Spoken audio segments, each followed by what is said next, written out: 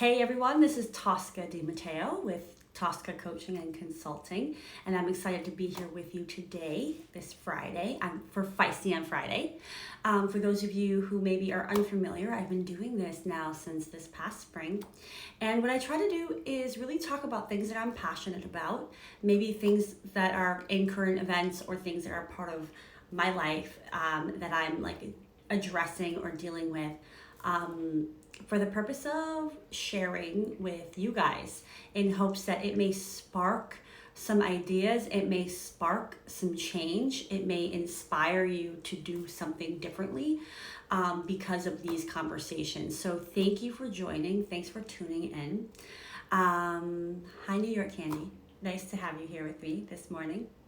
And so today's topic is discomfort. And I know that I've actually, when I thought about it, I'm like, oh, you know what? I've talked about getting uncomfortable in the past couple of months because I wrote a blog about it and I talked about getting uncomfortable. It's worth it. And I had a part 2 of that blog and I talked about the lessons learned from getting uncomfortable. But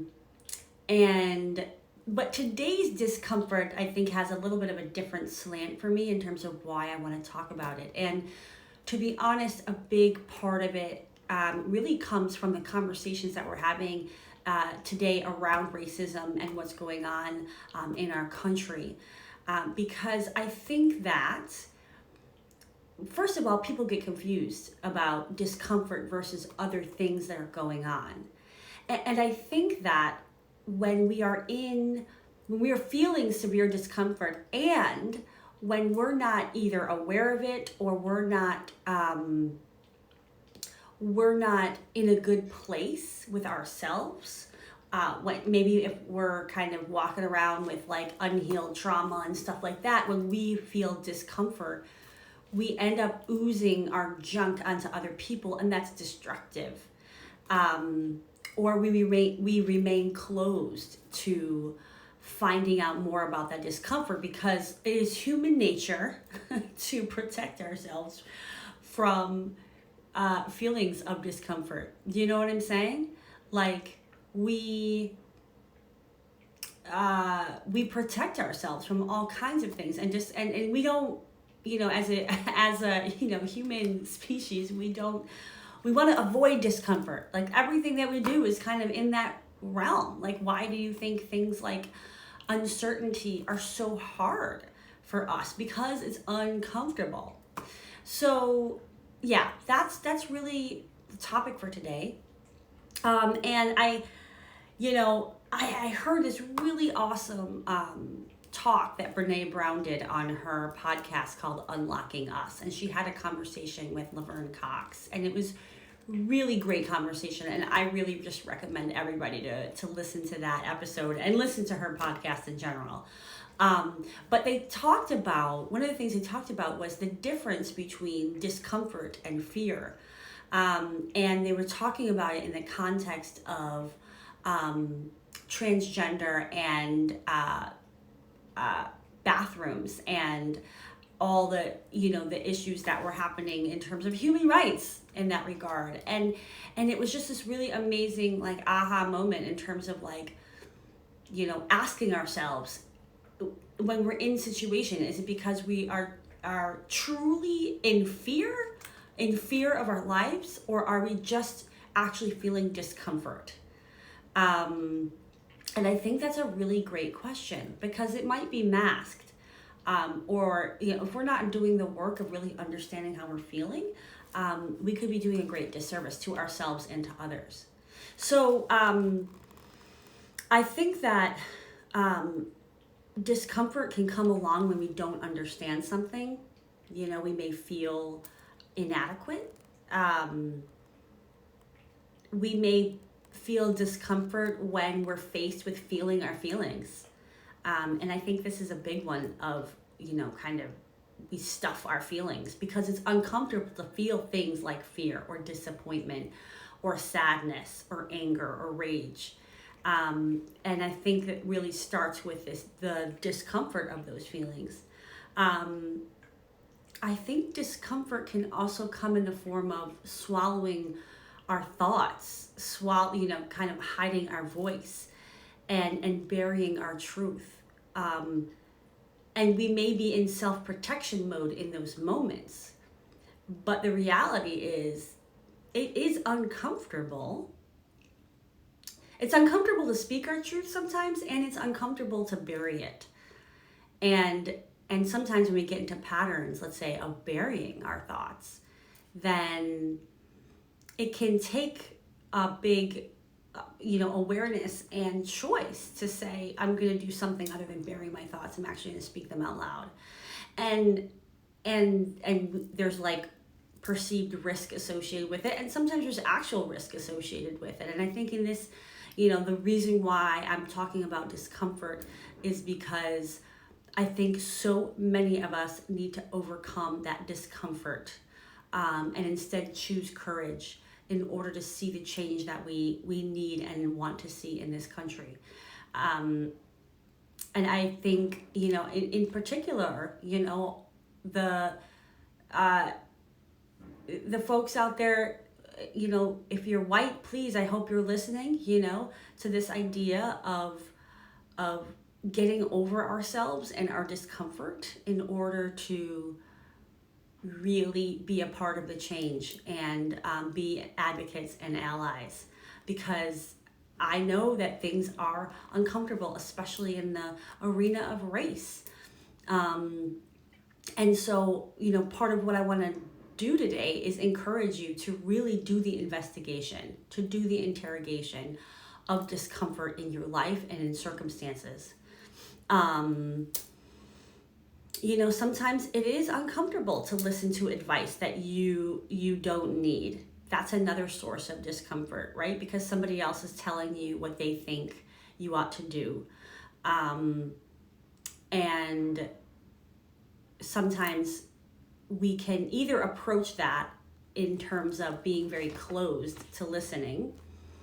And sometimes maybe we're willing to listen and open ourselves to hearing, even though we know we're not going to take action on anything somebody said.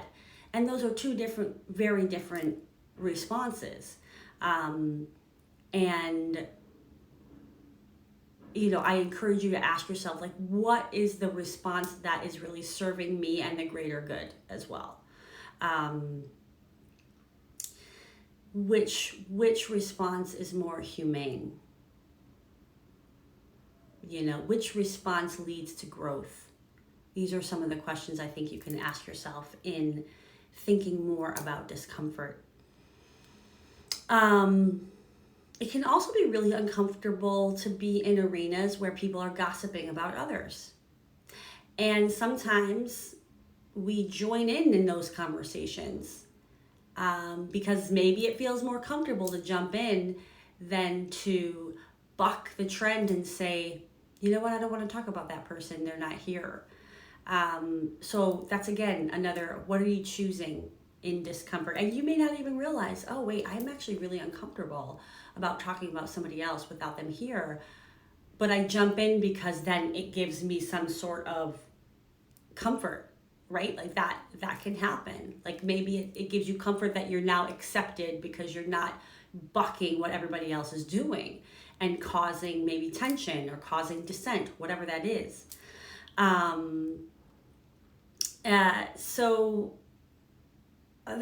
Another big thing that can cause discomfort, and wait for it, because this is really big, is when we see ourselves in others, the parts of us that we don't like. That can cause a lot of discomfort, and it can be very hard to be aware of that. So let me just say that again. We can often be very uncomfortable when we see ourselves reflected in others that we don't like. The parts of ourselves we see reflected in others that we don't like. And if we're not aware, this can lead to some very destructive behavior. It can lead to unkindness. It can lead to reacting in a way that's really not not justified or not fair to the other person. Hey, Bob, we're talking about discomfort today. And I think especially around the arena of race, but really all parts of our lives, where we might feel discomfort but not even realize it.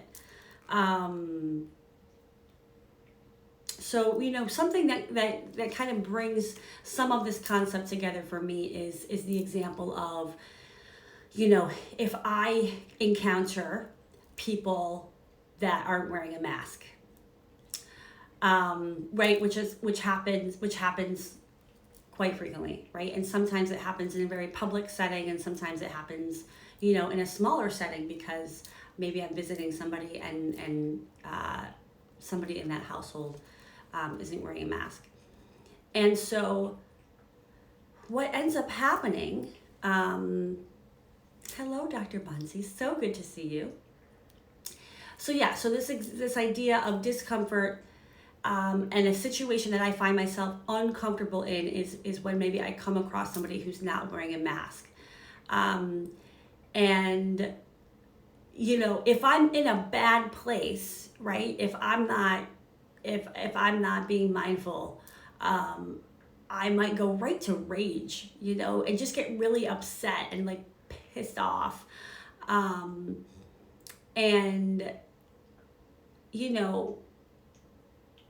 that's because maybe I really am fearful because I find myself in a situation that's more risky than I intended, right? And for me, I haven't talked about this topic, this mask thing, right? Very much. And for me, Bob, yeah, you do that too, right? Like, yeah, especially early on, right? Especially walking around outside, like with lots of people and people are running by you, right? They're like a foot from you and they're not wearing a mask. And you're just like, are you kidding me? And all I want to do is start swearing, and especially for me, I'm type 1 diabetic. So like I definitely fall into that higher risk category. And last year I got pneumonia and like I was a hot mess. It was the first time I ever got pneumonia, and I'm just sitting here going like, oh my God, right? Like it's important to me to be careful because I don't want to feel like that. I don't want to go through that kind of intense sickness because I don't know what's going to happen, right? So like for me personally, I don't look like I'm high risk, but I am because I have an underlying chronic health issue. And what happens is people don't know any of this, right? And some people don't care, but regardless. So I get uncomfortable if I'm around people that aren't wearing a mask. And depending on the state that I'm in, I respond differently, right? And so what I'm saying to everyone here is being aware of when you're uncomfortable, when you're in a state of discomfort is so important so that you can then choose how you react to that in a way that is kind and in service. Because what happens when we are, when we're dealing with people that are really just uncomfortable and they lash out at us, it goes both ways, right? So part of it is like us knowing how we're feeling and then how are we responding as a result of that. But also, how might somebody else be feeling and how can we be more empathetic and be more conversational about what's going on versus taking an action at face value, So I think this relates to, it relates to this health situation. I think it relates to topics of racism and all these other topics that can get uncomfortable. And things can get uncomfortable because we aren't aware or we don't have the knowledge base to kind of combat it. Maybe we don't have the facts to say what's true or untrue. we're closed-minded into seeing something from somebody else's point of view. So all these things can kind of contribute to uh, reacting to discomfort in really negative ways. So I was just kind of, so what do we do? Sometimes when we're in discomfort, we can get aggressive, we can get mean and loud, we can act unkind, we can get in the drama triangle. And I've talked briefly about the drama triangle in previous talks, but this concept is like huge to me, and a drama triangle is we can play all of these roles at the same time or one at a time, but it's you're either being a persecutor, a rescuer, or a victim. And when we're uncomfortable, we may take on one or multiple of those roles, even in the same conversation. And I think like the persecutor role, right? The shaming other people, that being in persecutor mode serves nobody. So let's just take this mask situation, right?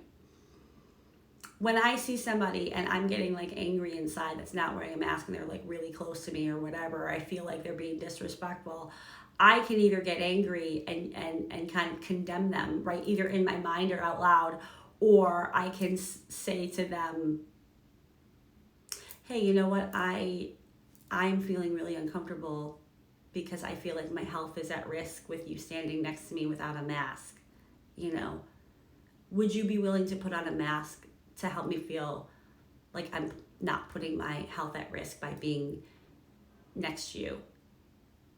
Yeah, and what do you think is going to get a better response?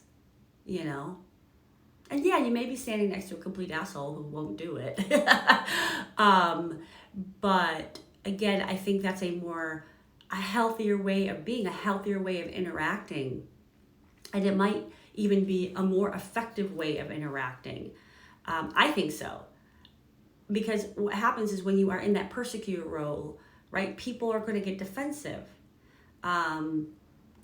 It's human nature. They're not going to be open to actually what's constructive, because they feel like they're being attacked. And it's very much like, reptilian brain, like, fight, flight, or freeze. And so when we are in persecutor mode, we can really be putting people in that defense mode, that flight, fright, or freeze. And I think it's very unlikely that we're going to get the reaction that we want. Yeah. And we can also, when we're in discomfort, we can get impatient, right? We can shut down. Our inner critics can really act up and start telling us things that aren't true, because inner critics are not telling us truths. And yeah, so these are all kind of, when you think about what discomfort can do to us, it can do to us psychologically, it can do to us physically, it's a lot. And so we really do need to be mindful of how we respond to discomfort. And I say respond and not react, because those are two very different things. How are we pausing? How are we choosing kindness? How are we can still choose fierceness, we can still choose directness, right? And these things are different than aggressiveness, right? And shaming other people, and all of this stuff. So, again, I think a big part of why I was really passionate about discomfort, it was because also in relation to racism, right? So I think you guys all know that this is something I'm very passionate about, and I always have been. And I thought maybe I would share a little bit too about where this comes from for me. Because I grew up in an inner city school system, and I was actually often the minority in that. And I always felt very welcomed and embraced by people that didn't look like me. I also was marginalized for my looks. So I have a lot of empathy for people who are marginalized for any reason, whether it's race, whether it's sexual orientation, whether it's gender identification, that I just really strongly feel that we should all be allowed to be and express ourselves in however that makes us feel. And I've always been very passionate, I think, about standing up for people who don't have a voice or can't use their voice, or, I'm passionate about being an ally. I'm attracted to different cultures because I've always been around it, and I've always enjoyed growing and learning and being exposed to different things.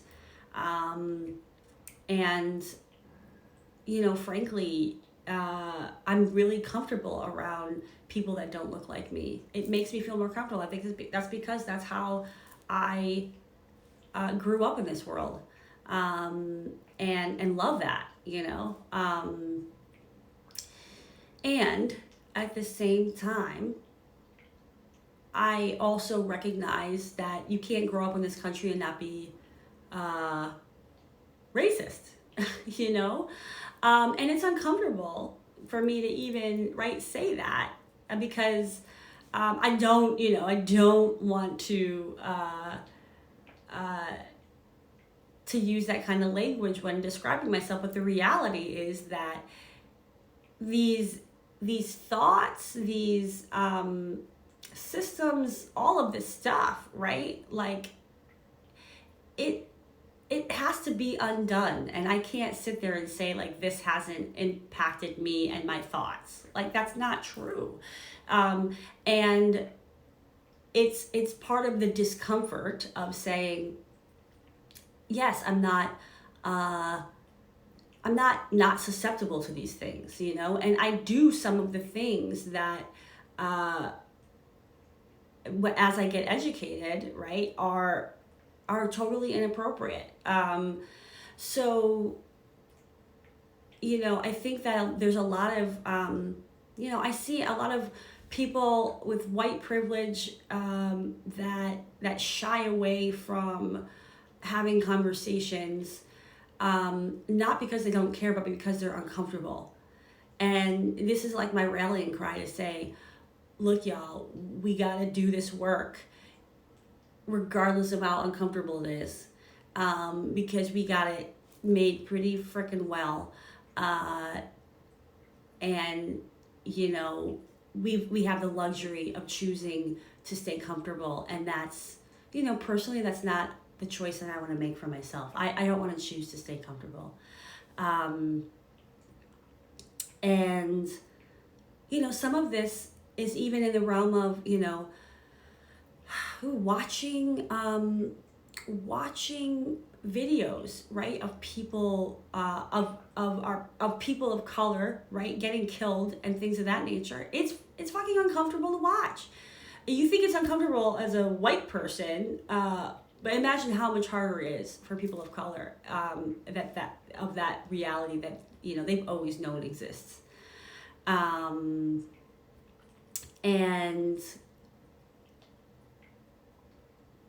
there's a balance, I think, between allowing myself to be uncomfortable watching these horrific things, right, and not overdoing it to be traumatized and to go into a spiral.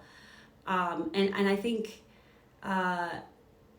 it's funny because I had a lot of conversations around this, with my best friend this, over the past week, because I went and visited, and we talked about this, wanting to know what's going on and not wanting to be shut it off, but also not wanting to overdo it. And everybody is making decisions at different times about what's best for them. And I also, this is my call to action to say yeah, it's uncomfortable, and maybe push that discomfort. Maybe push it so that you can really let it in.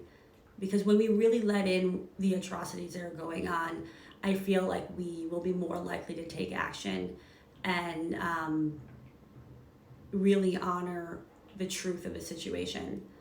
And yeah, Bob, I just love what you're saying about shame, right? That when we are uncomfortable, we often use shame uh, and as a tool.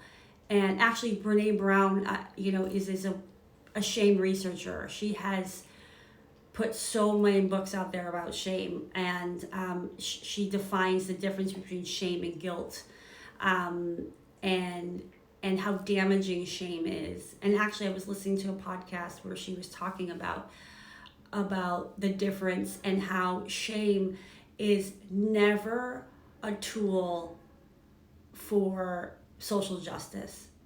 That actually shame leads to anger and rage and violence. Because what shaming does is it says to somebody, this is who you are. I'm going to tell you who you are. You're this. And or you're bad. You're a bad person, right? Is shaming somebody versus like, hey, you did something that was bad. It's very different. You did something, you took an action versus you are this, right? And so how we use that language is really, really important, even with kids too, to say,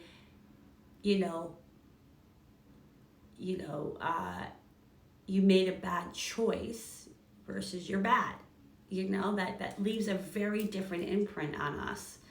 And look, I can even get into that, right, space when I'm so bothered by what people are doing and their actions. And I think part of really seeing what's uncomfortable is seeing like, how am I responding in a way that is covering up discomfort, is covering up other things. I think that there's so many different things related to the race conversations that causes discomfort that we may not even be aware of. And so part of this is like, we have to be aware of what's causing discomfort and then really interrogate and dive deep into that. We have to ask ourselves, is it really discomfort? Is it a programmed fear that we're supposed to have? If you see an African American male in a hoodie walk by, what is your physical reaction to that? What is your mental reaction to that? And is it really that you're uncomfortable, or is it that there's a programmed fear in you because of messages you've received over the years? But the reality is, your truth is that you're actually not worried about your safety at all. These kinds of things. And I think it's also, discomfort can come from when we realize we were wrong, and being able to admit that, right? It's never comfortable to admit that you're wrong. But this is something that I think we really have to practice doing more often. I remember years ago, there was like on my friend's like Facebook feed, there was a whole feed that had to do with race. And one of the things that I did back then was say, well, what? I'm not a racist. Like, not, I was like defending myself and kind of saying, well, my best friend is black, and that went into this whole spiral. And what I didn't realize was like that there's this concept of like this relational excuse. I'm not using the phrase right, but that I was using this as a way to kind of protect myself or justify or whatever it was, and that's totally inappropriate. And I have to, and I own up like that was wrong. That was wrong of me to use that kind of language, and really acknowledge that, like, we're all racist. I'm racist, and I'm learning how to be an anti-racist. You know what I mean? Like, if this is making any sense. But I think that you can't. I mean, it's hard to not make mistakes in this arena because it's complicated and it's touchy and it's sensitive. But again, coming back to, I think we have to do a better job at being comfortable with being uncomfortable so that we can be part of the change that we so desperately need. So I guess this leads me to, okay, so what else can we do? What else can we do to be more healthy in how we deal with discomfort? And so one of the most important things I would say is really to pause. Well, first of all, be aware, right? So be aware of what feeling discomfort looks like for you in your body. It might be a tightness in the chest. It might be a butterfly in your stomach. And this stuff about like pay attention to your body is like so important, because actually our bodies react sooner than our brains. It's physiological. It's like fact. So we can get indications from our body before our brain tells us anything. So it's pay attention to what does discomfort look like for you. And then when you do feel it, to pause, to really say, okay, I want to be able to respond and not react in the moment, because reacting can come from a triggered place, a place of fear or whatever, but responding means that like I'm choosing how I'm reacting, and I'm choosing how I'm responding, and I'm not letting my reptilian brain of like fight, flight, or freeze take over in this situation. I think we really have to dig deep here. We have to dig deep to understand what makes us uncomfortable. Do we feel threatened? Does our power feel threatened? Do we feel less than? Whatever the freak is going on, to really, really understand, like, why am I feeling this way? Is it programmed? Is it something that's been programmed and conditioned? And is this something I need to unlearn? And journaling also is a good way of dealing with discomfort, to really externalize the feeling, and that often provides more clarity about what it is you're feeling and what's really going on. Get educated, really learn up about the topics, so that you have more language, and more constructive ammunition in order to have these conversations. Maybe I talked a bit about the masks, right? To say, the CDC says that this is an airborne virus, and so therefore, because it's airborne, would you be willing to wear a mask for me? Because I would feel like my health is less at risk if you did that, So sometimes getting educated, having the language to articulate our feelings, to articulate why, we have a different opinion, is really helpful. And that's time consuming. But it's so worth it, because this is what helps to create change, is having constructive conversations with people versus destructive. And asking questions, I think, is really important. I reflect on some of the conversations I have with my friend in the past week, and I think I was a little afraid to ask some questions, for a number of reasons, not wanting to offend, not wanting to appear ignorant, not wanting to like lose respect, all that stuff. So I think fear of asking questions is real in terms of things that hold us back from pushing through discomfort. Another thing we can do with discomfort is just be bold. Be bold, and that can look a number of different ways. And maybe that means taking an action that feels uncomfortable, or taking an action that is very different from the way you've normally taken action in a situation.